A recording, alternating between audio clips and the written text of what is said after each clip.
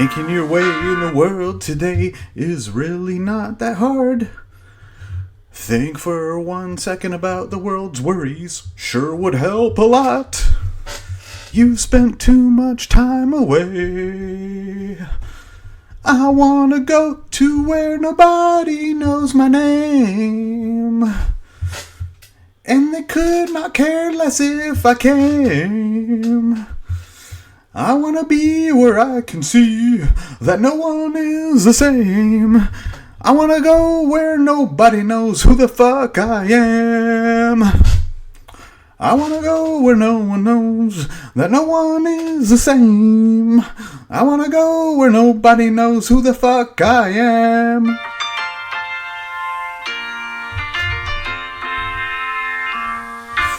Salutations, Buddeh. That is my Canadian rendition of Cheers. So, my Canadian inner city rendition of the world Cheers.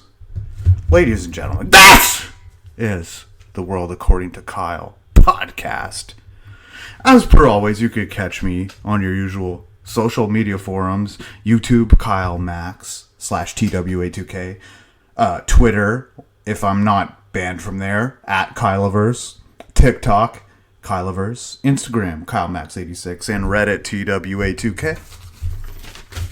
If you have questions or topics that you'd like to see covered on the show, slide into one of my fine DM options. As per right now, I am on YouTube, I am on Spotify, I am on iHeartRadio, RSS, if you'd like to catch me on there. Also, working on getting other platforms cooking. So, hang tight if you like to listen to me and you want me on one of your platforms, and let me know so I could work on one of those first. In the meantime, I have to ask if you like and share the TWA2K experience with all your friends, so we can get this shit spreading faster, and I could get putting out episodes on a weekly basis, because it will be worth it for me. I fortunately happen to have this wonderful Saturday off, which is an abnormality from my usual schedule. Usually I'm like working right about now, but it's nice. It's nice to have this Saturday off and to be able to get this pod out to you people. So, without further ado, let's dive into the topics of this TWA2K.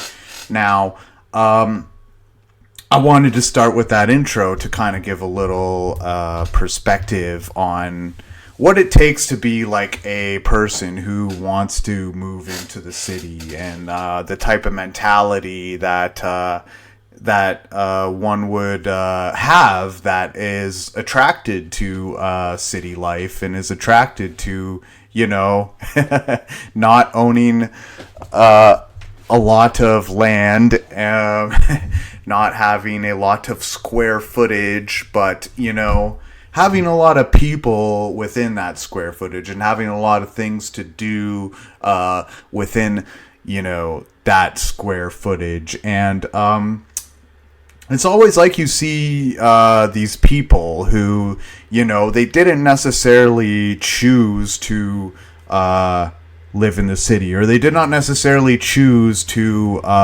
live out in the country. They were just kind of born there, and they're almost like opposite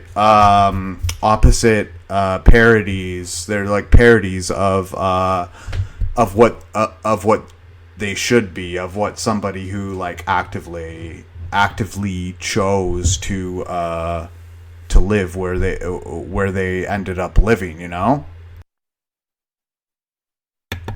You ever meet these type of people? Because like I do I do in the city all the time. Like, let me give a city's perspective of this type of person who, you know, it's like a person who people who did not purposely move to a city, they just ended up living here. They are the type of person who is driving in a smart car and they're hugging the like edge of a lane when a bus is trying to get inside. They're like hugging the left-handed edge of the lane while the bus is trying to get into the left-handed turning lane.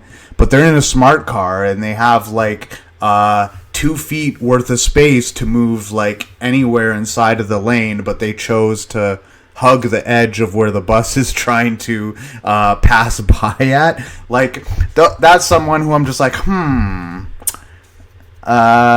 you know, are you living in the city or is the city living in you? Like, another person, another type of person who I question if they, you know, if they're a product of their environment or their environment is a product of them type of deal. Like the type of people who are in the middle of the aisles in the grocery store. Like they are dead planted in the middle of the aisles as if, oh yeah, you know, I'm a 50-year-old chonky woman, and nobody's gonna definitely want to get behind me in this, you know, 2-minute time frame that it's gonna take for me to grab a can of spaghetti sauce off of the shelf. No, surely no one will. Oh wait, every time it's like,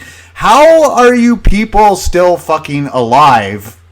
Living in the city at this point, being so unobservant of your environment around you. Like, I literally don't know how you're still alive right now. I don't know how the odds just like don't add up.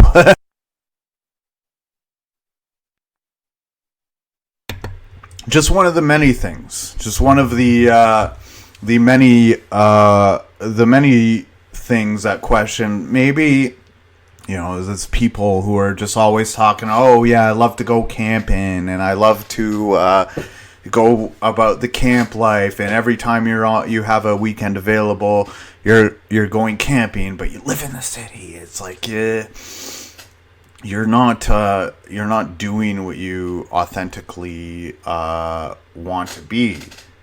That's another reason why I chose that intro and why I choose to do a parody of the Cheers intro, is because I feel like I'm in that, you know, I want to be here. I want to be where a lot of people are. I want to be where people just treat you as as another, you know, one of another, you know, 3 million people in this city that's trying to do something. You know, that's appealing to me. I like that. I don't like where, you know, everybody knows your business and you have, you know, very tight-knit circles, and, you know, you can't stumble from bar to bar unabashedly, and, excuse me, and meeting people who, you know, you make out with, and you know that's your last time you're gonna see them, and it's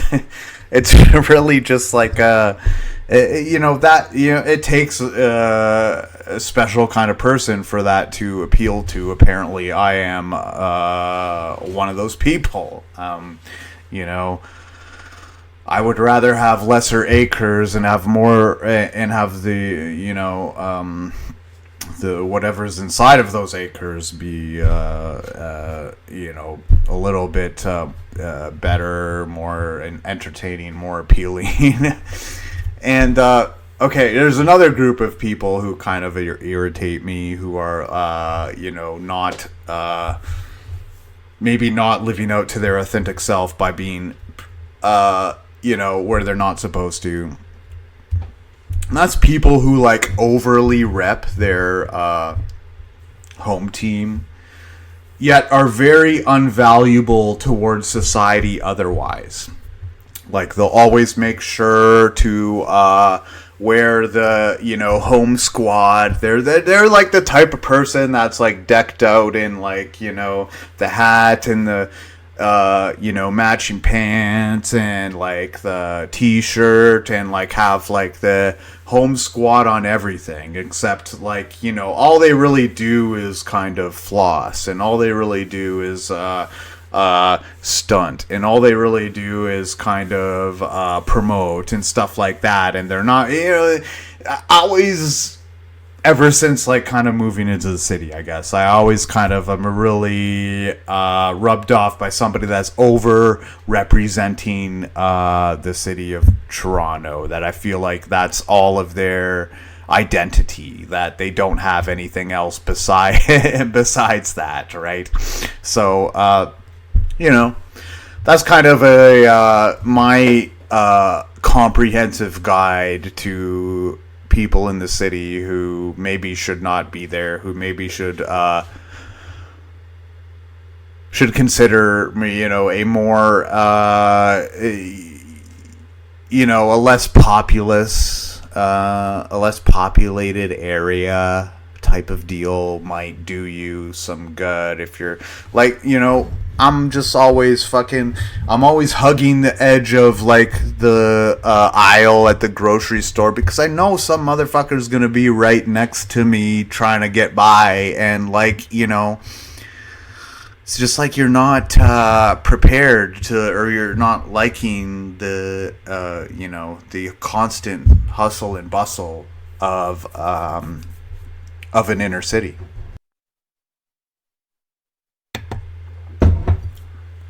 Now, I had some great news pass by to me, in that my favorite type of weed became re-available from my from my dealer. It is called cereal milk. I don't know if you guys have ever had it before, but this is like by far my favorite variety of marijuana, and it's like the goat for me. Like the goat for me before I found cereal milk used to be White Rhino, and White Rhino was my favorite prior to this. But cereal milk has really taken the reins, and so it is it's a hybrid. It's a 50-50, and it's very odorous. It's very fragrant. It's very pungent. It smells like spicy. It's like very zesty, kind of very spicy. It smells like not super odorous to the point where it's pungent, but it's like odorous enough where if you have a nugget open, that it's very apparent. And the one of the distinguishing things about it is that it has a very good balance of the 50-50, where I feel like sometimes you can smoke a hybrid, and it's like you what side it's kind of leaning towards. This one is very subject to interpretation almost. It's like so it's very orange on the outside, but then when you break it up, it's like kind of purple on the inside. So it's just a perfect hybrid in my opinion. I remember one time me and my friend got it, and we're on our way to his place, which is like half hour away, and we smoked it, and he was like thinking like something was wrong with us. He's like, "Do you hear that? Did you hear that? Hey, did you hear that, Kyle? Kyle, did you hear that?" And I'm just like, and I kind of heard this like, and I thought it was like a bug or something, and I'm just like, yeah, I just don't think it's anything. It's like, man, what's wrong with the car? And like we were literally just like fucking tripping out all our way home from thinking that something may have been wrong with the car. And like ever since that, like, so my we ordered that online, and then my dealer over here ended up getting that, and she's like, hey, what was that weed that you said you like? I'm just like, and she's just like, is it cereal milk? I'm like, yeah, it totally was cereal milk. Do you have some? And she's like, yeah. And she got me it, and like before, when me and my friend smoked it, it was in these, like, it was a discount bag, and it was in these little nugs, like these little baby nugs, like that are like, you know, less, almost like a dime or less in circumference, and that you're getting is like not big nugs, like, you know, not even a dime, like a little less than a dime, and you're getting these little, and me and my friend were smoking this, and we're just like, this is the greatest weed we ever smoked in our life. So when my friend came and said, hey, was that weed that you said you smoked, was that cereal milk? And I'm like, yes. Do you have some? And she's like, yes. And I'm like, normally I get half quarters, and this time I'm just like, give me an ounce.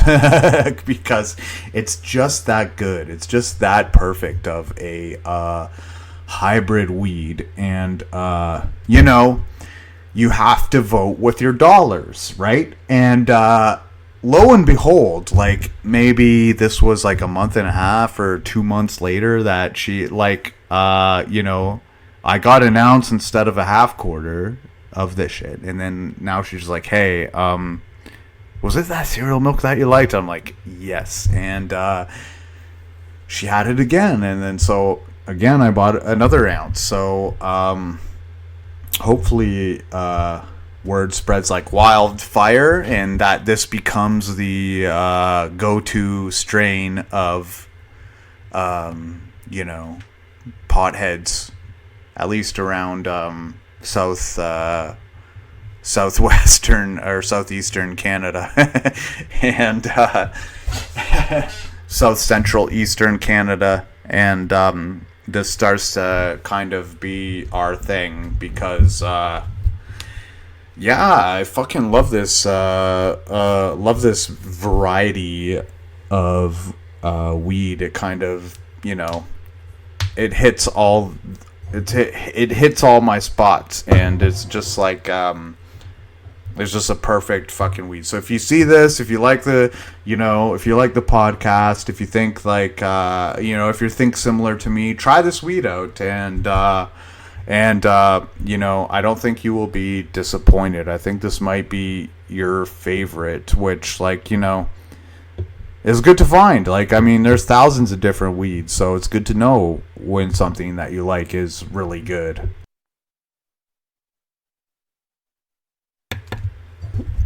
So, what else has happened recently? Okay, so, you know, I guess there was the Queen's death. The Queen's death happened, which, you know, I'm Canadian, so, you know, when the Queen comes to our country, she is still the head of state. We, you know, have a parliamentary system, a parliamentary democracy. So, you know, the British impact on our life, like, you know, the war in 1776, where the American Revolutionary War, where they fought against the British, was against this type of ideal.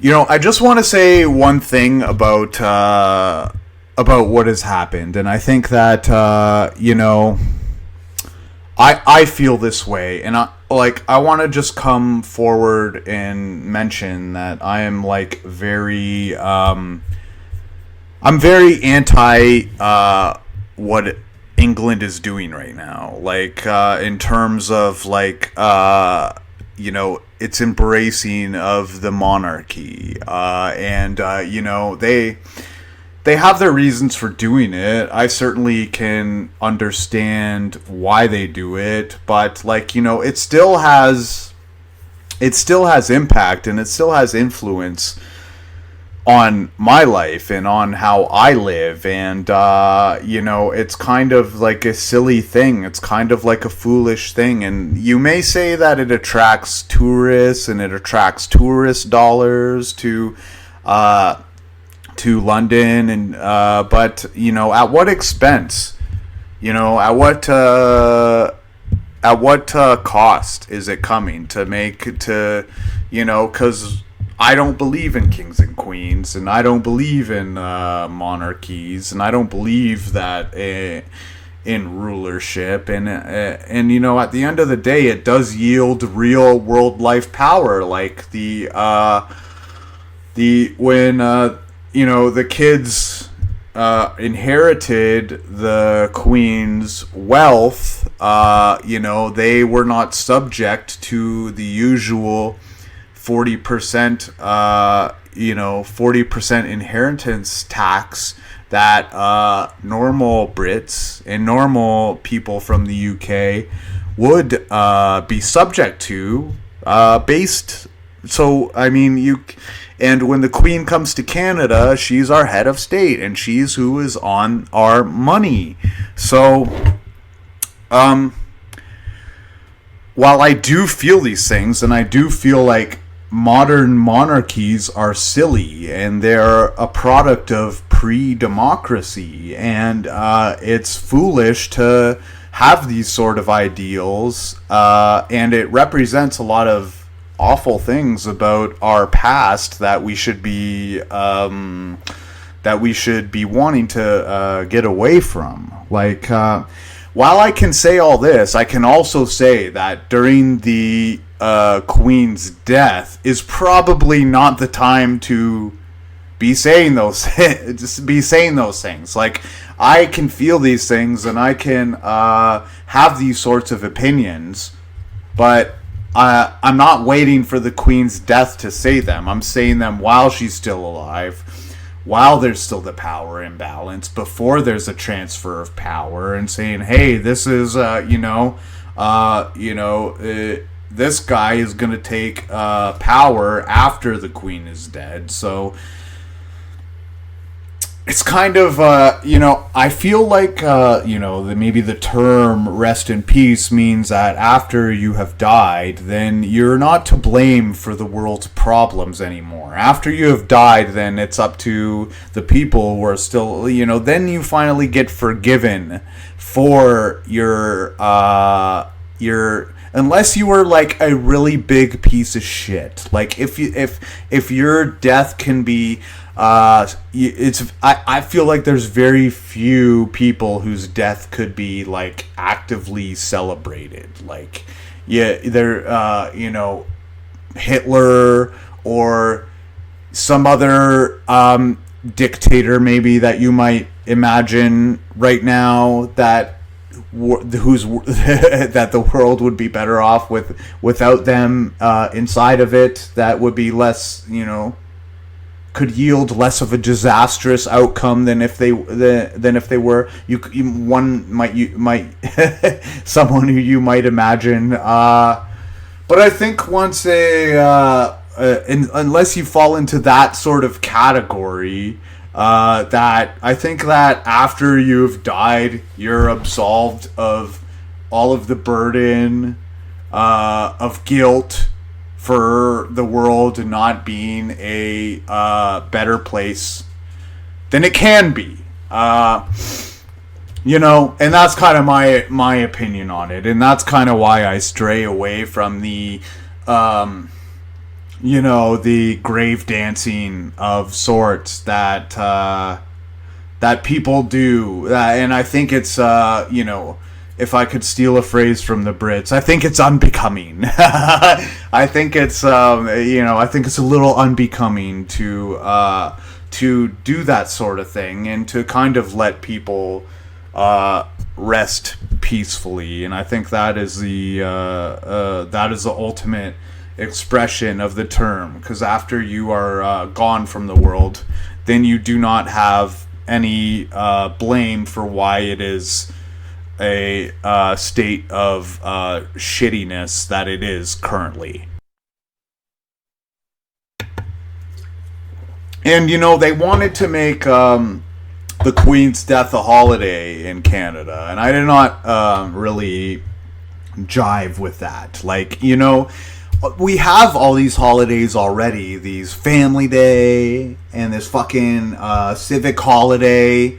Like, you make all of these days stat holidays where I get paid for not going to work for it, but not Halloween. Like, I don't care, really, but I think it's really off-putting to criticize, like, people just if they have died. Like, let them rest in peace. Like, I criticize the monarchy plenty enough. And unless you've done some really heinous shit, upon death you are absolved of all of the world's ills, And I just, like... I think Halloween is like different than all of these things, and I think Halloween is celebrated by many. I don't think like in Canada, like we respect. I respect the British, and I respect Brits, and I think they contribute a lot to the world and the global economy. And it's a shame that our countries aren't. Better allied with each other, but and I respect them more than most European places, because like I, coming from the West, have like a more art based and art thinking and creative thinking background than like places, most places in Europe that are very technical, that are very mathematically thinking and mathematically inclined. And like I love Brits because they produce a lot of great art, and they produce they have a lot of powerful emotions and powerful feelings about how they think the world should be, and about and they feel a lot for the world. And that's where I kind of where I love the Brits, but I don't think that they're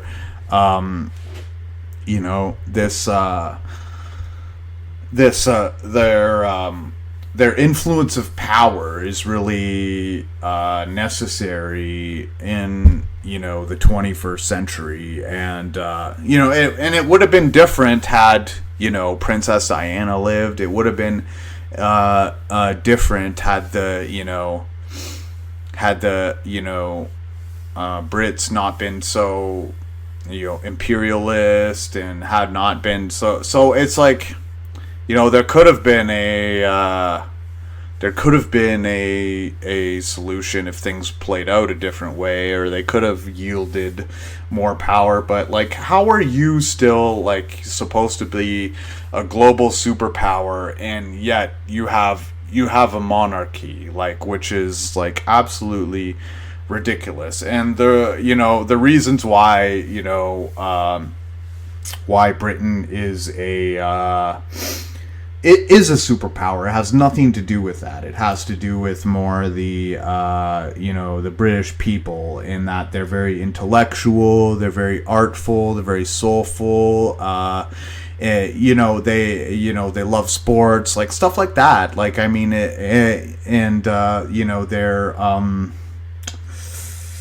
their desire to embrace right from wrong, like it's stuff like that. It's not. I really think that the monarchy is like a lost leader for Britain at this point, and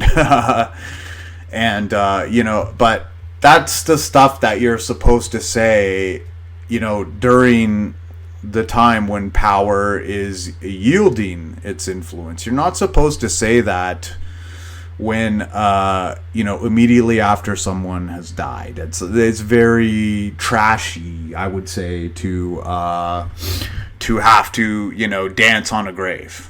Like, you don't need to do that. You don't need to dance on a grave. You can wait, and if it wasn't worth if it wasn't worth speaking against before somebody has died, then you probably shouldn't be doing it when somebody has died, because it's just, is death not enough of a circumstance to be, forgiven for your impact and influence on the world? I don't know. Maybe that's just me.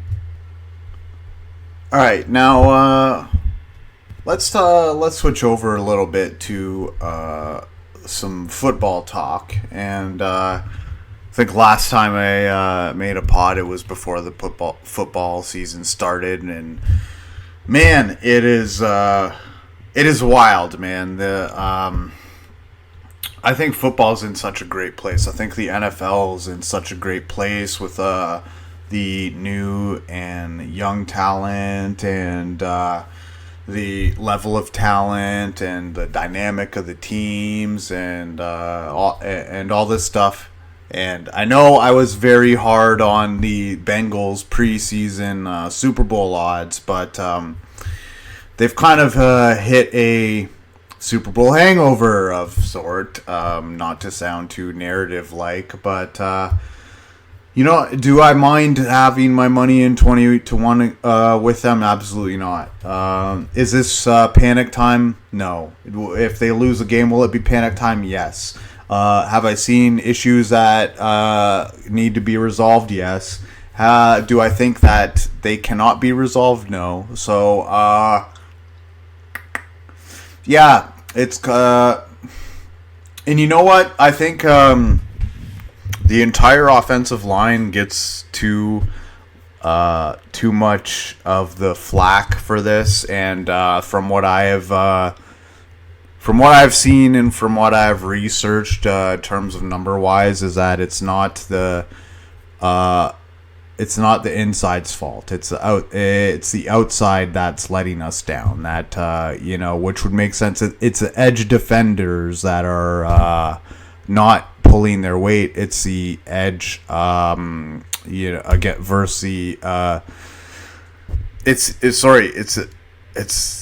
the defenders of the edge rush are the ones on the bookend of the offensive on the offensive line.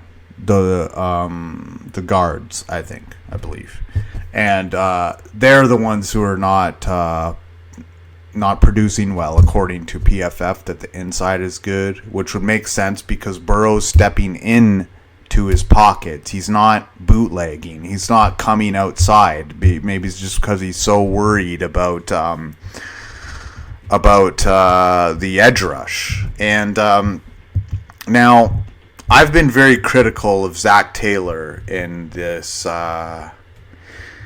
last two games, and I just want to clarify my position. Is that I think that he is not you.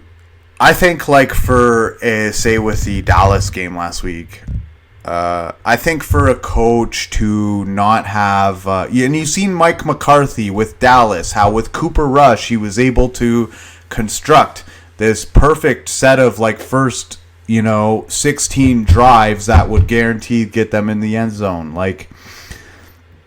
Bengals defense looks great. Let me be honest. Their defense looks incredible. Their defense looks playoff level. The offense does not. And I think a large part of it is the not coming out to a good enough start and to letting us get behind too early. For us to have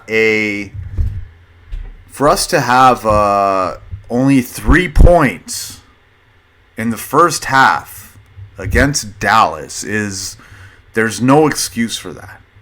There's no excuse for that. There's no excuse for not 10 points at half versus Dallas. Okay, let's just throw that out of the goddamn window. There's no excuse for that. And 99% of the reason why Dallas was able to shut us down was predictable play calling, and was just this, you line up a certain way and we expect that, and that's what we're playing against. and situational understanding on the defensive side of that is what our guys are planning on doing. And you've seen it because in the second half, when they did play action on a second and mid or second and long, and it was open every time, and they got 20 to 30 yard gains. That's where you make your bread and butter. They want you to do the expected thing.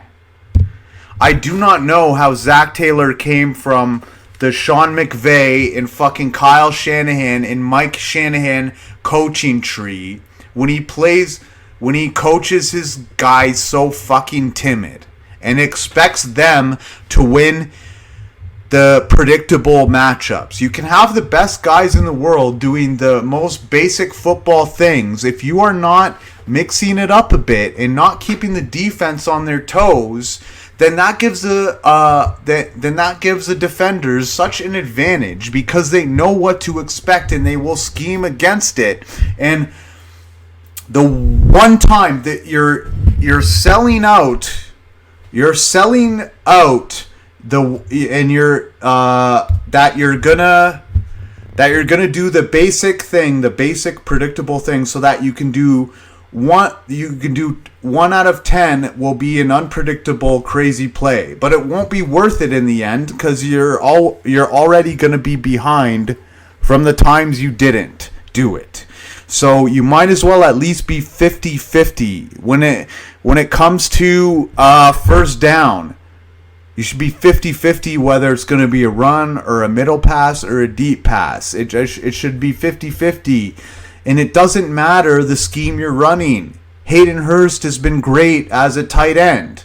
You can keep him as a blocker and you can run him out. Like, we're thinking too linearly with the play calling. We're not how did you come from a Shanahan system? How did you come from a McVay system and you're not using motion to be able to identify the scheme that the defense is running? How are you not using motion to throw off the defenders and change up what you're doing? How are you not to have the talent that Cincinnati has and to come up with 3 points in the first half of football when the defense doesn't know what to fucking expect from you is unacceptable. That is an unacceptable start with the guys that you have to just go 3 and out, 3 and out, 3 and out, 3 and out, 3 and out. No. That is fucking unacceptable. That is absolutely unacceptable.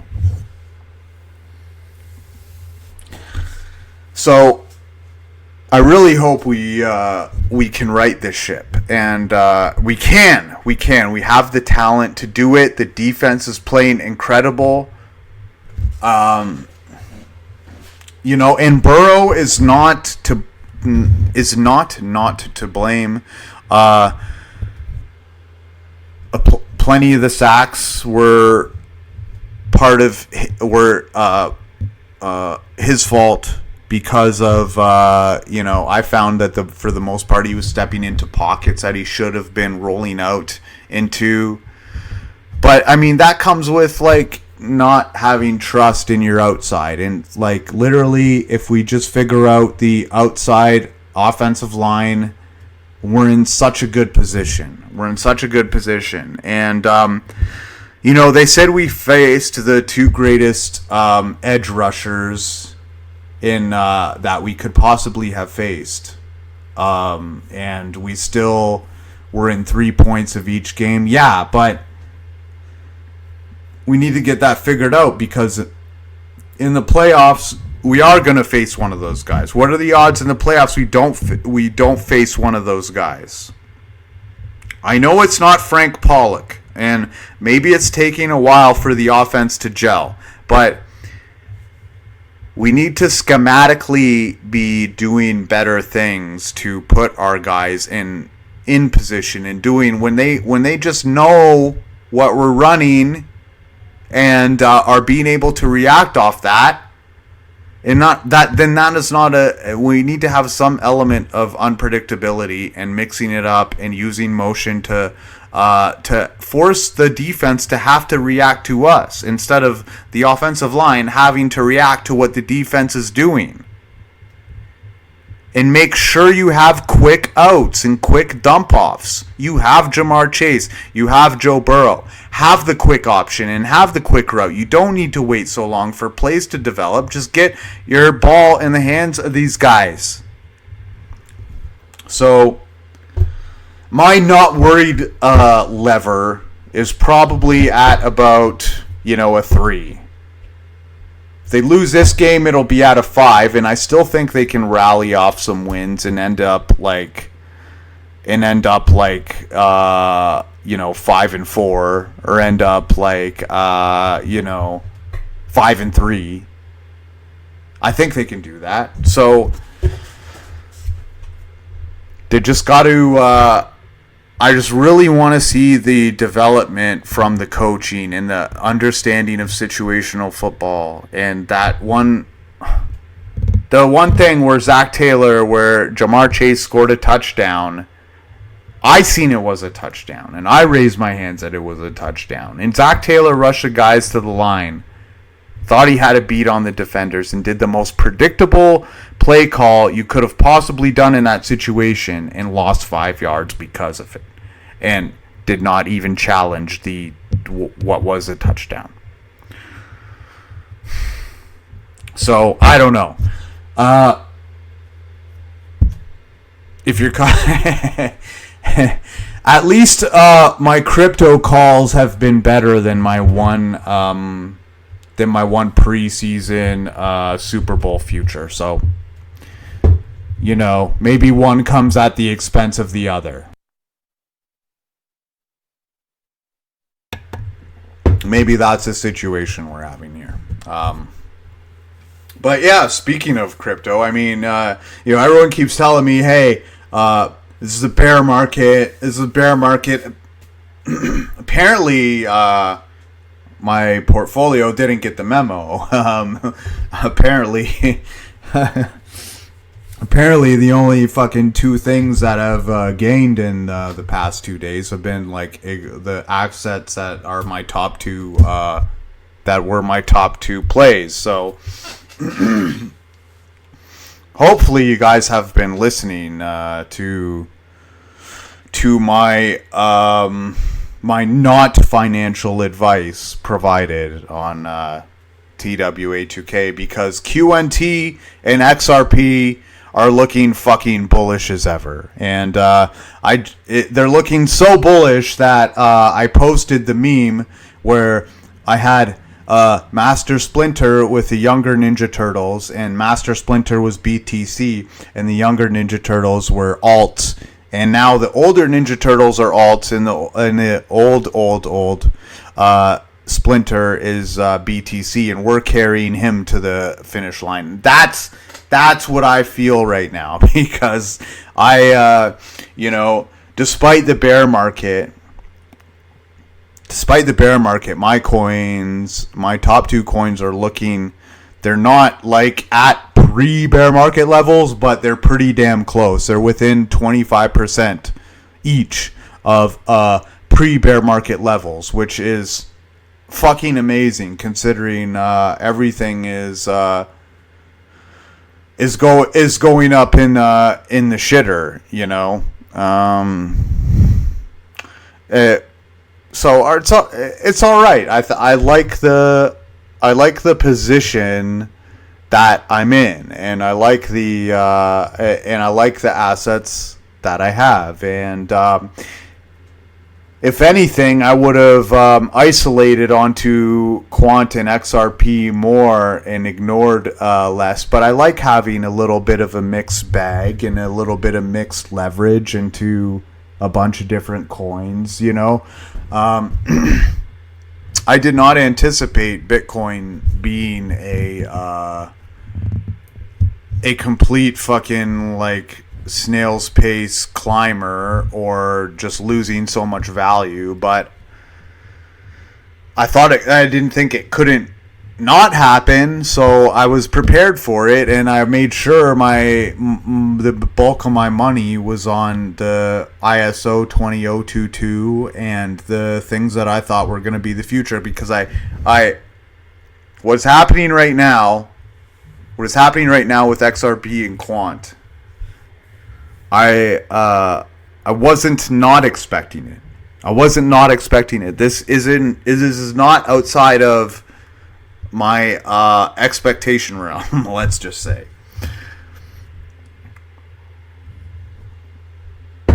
And I've seen a lot of guys right now. Here's what I get annoyed by is fucking guys who are cheerleading another Great Depression. They're just like, oh, we haven't seen this sort of EMA since on the Dow Jones since the last Great Depression. It's like, hey, we seen a significant drop when the COVID happened. When COVID happened, there was a massive sell-off, and it was a unprecedented sell-off, and it didn't make sense. Now we're bouncing back from this. And you want to just be like, oh, yes, this is a recession. You must say it is a recession, despite all this like short-term evidence of down market trends. I just get the feeling like people are cheerleading for another Great Depression. It's like, yes, let's go. It's like, hey man, like, what are you doing? You're cheerleading for this the worst thing that has happened since World War II. Is like, yeah, but the dips would be awesome. I mean, like, how fucked up in the head are you? Like, the dips will be non-existent because your ass will be in a forced military camp having meals that are given to you in conscription scenario where there's a World War III and constant bombardment of nukes on the topography of Earth. What is I think that is a little more of a problem than not being able to buy dips at quite the level that you want to. But, that's just me. And,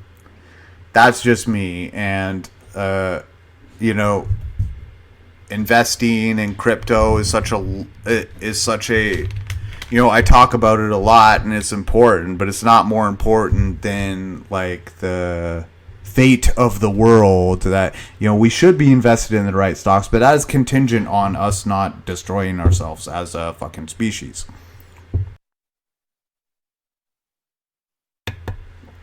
And I think one thing that you can really use as an indicator to pinpoint towards the decline of our prior norms, let's just say, is do you guys see in the weekend there was a guy at the tennis match, and tennis is not boring enough, so every single match you have to go and protest, and there has to be some sort of protest. So this guy lit his arm on fire. And, it was kind of like he lit his, like, forearm on fire and was really not liking it. Like, this is like, have you seen the Rage Against the Machine album cover for the Rage Against the Machine album title?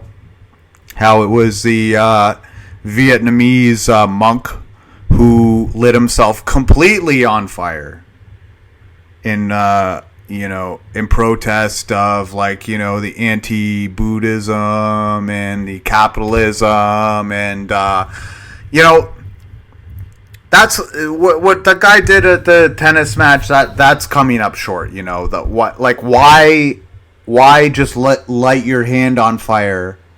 You clearly don't care as much as you're protesting climate change, but Either come correct or don't, so that they can, now you know what's going to happen, right? Is that someone is going to say, oh, well, they don't make them like they used to. Even with the protesters, they used to light themselves completely on fire. Now it's just an arm. And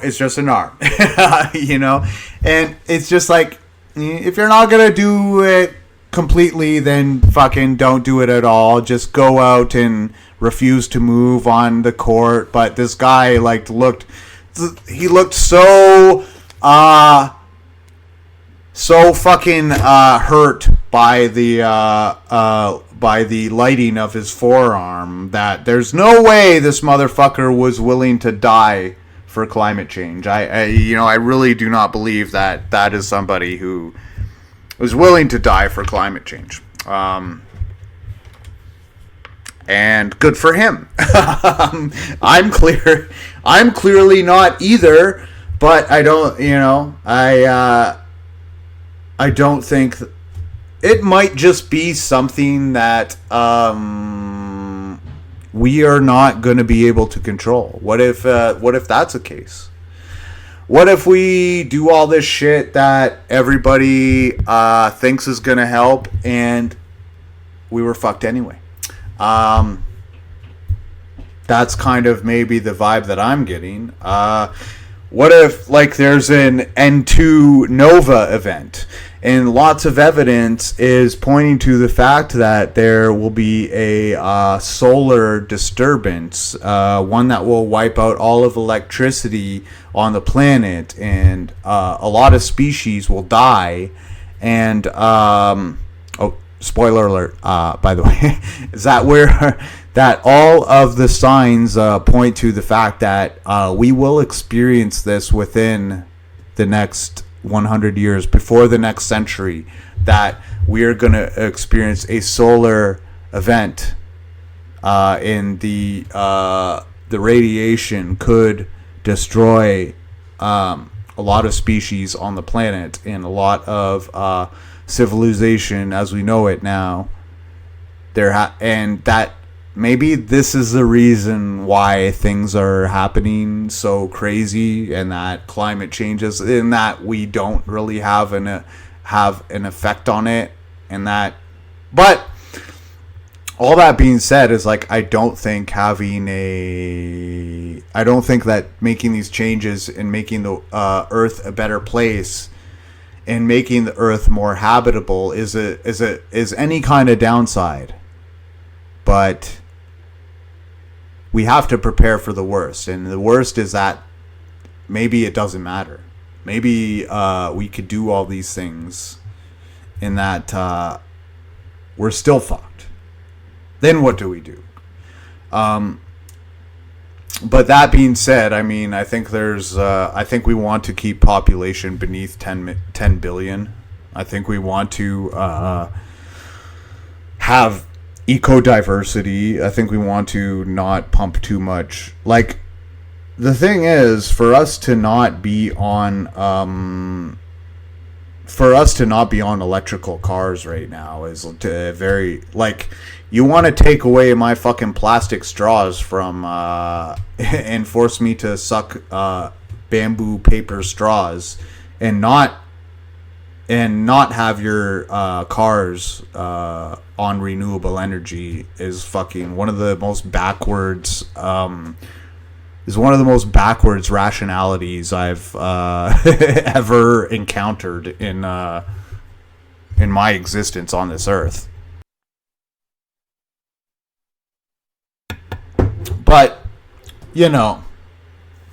I just think that if you're gonna light yourself on fire, at least go for it all the way. We are desensitized to violence. We are desensitized to our own environment and our own life's sake. I mean, we might as well fucking go all the way. We might as well fucking go there. What is what is stopping us from going fully out there. And the last thing I wanted to bring up today on your hour of power, your TWA2K, is people who abuse the point of no return while driving. Now, this is something that is like particularly getting under my skin. Now, one of my friends brought this up as a concept to me, in that when I was like driving them, we would like I'm not driving right now, but when I had a car like a couple years ago, and I was and I would drive to like our camp outings or stuff like that, and when I was hitting like a yellow and I was going through a yellow, the friend would like say to me, "Oh, the point of no return." I didn't hear at first, and they was like, "What are you saying? What are you saying?" And she's just like, "The point of no return is like once you hit that, once you hit that point, there's no coming back from that, and that you've made your decision, and that you've made your choice." And I was like, "Wow, that is a fucking great fucking philosophy. That is a great way to go about your life." And it's one of the reasons why I feel like the song "Taxis Here" by Tame Impala is one of my favorites, is because I love that that concept and that idea of going to and reaching a place where there is a decision for you to make. That decision for you to make is very apparent, and you will lose one path and gain another path on arrival of that decision. And that is a point of no return, folks. That is that is when you are reaching a point where you will either go in one direction or you will go in another. You will either stop for that light, or you will go and you will go through it. And no matter what you do, that is it. It's fascinating. It's fascinating how I love that.